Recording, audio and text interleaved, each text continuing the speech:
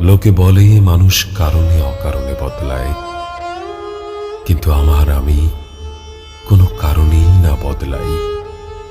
কিন্তু আমি এটা জানি না এটা কার, কিন্তু আমি একজন পথিক এদিকাম করে। কারণ আপনি যে মানুষটা এসএসসি পড়ার পড়েন নাই, তার এই বইয়ের প্রতি মানুষকে পড়ানোর জন্য এভাবে উন্মুক্ত একটা পাঠাগার করে দেওয়া, এটা কিভাবে আসলো আসলে আপনার? এটা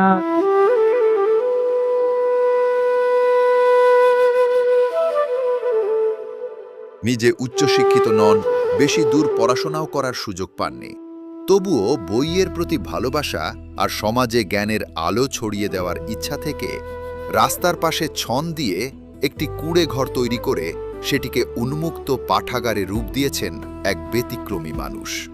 ছোট্ট এই পাঠাগারে রাখা হয়েছে বিভিন্ন ধরনের বই, গল্প, উপন্যাস, ধর্মীয় ও শিক্ষামূলক গ্রন্থ। পথচারীরা যে কোনো সময় এখানে এসে বসে বই পড়তে পারেন। নেই কোনো সদস্য ফি কিংবা আনুষ্ঠানিকতা।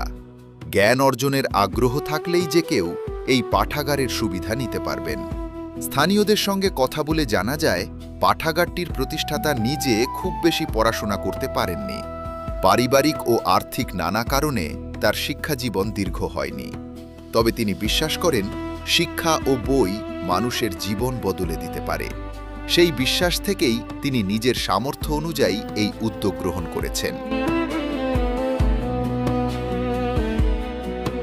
করতে পারে। হ্যাঁ ভাই, এখানে যে আসবো সেই বলতে পারবো, কিন্তু আমি এটা জানি না এটা কার, কিন্তু আমি একজন পথিক এদিকে যাইতেছি।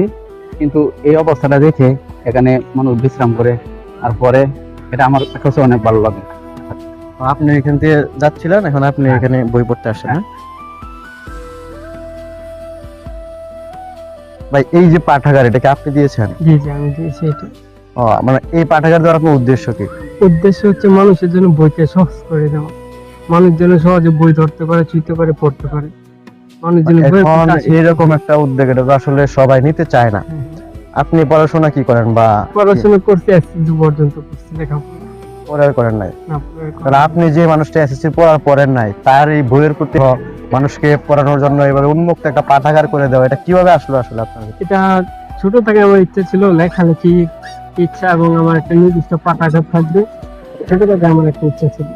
আপনি কি লেখালেখি করেন? সেই ইচ্ছা থেকে লেখালেখি করেন? লেখালেখি একটু একটু আধটু করি আর কি। আপনার কি বইয়ের নাম কি? দুটা বইয়ের নাম?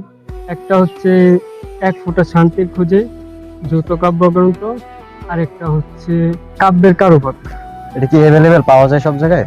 এটা আপনি অনলাইনে পাবেন। Online? রকমারিতে পাবেন। আপনার নামটা একটু? আমার নাম শান্ত আবির।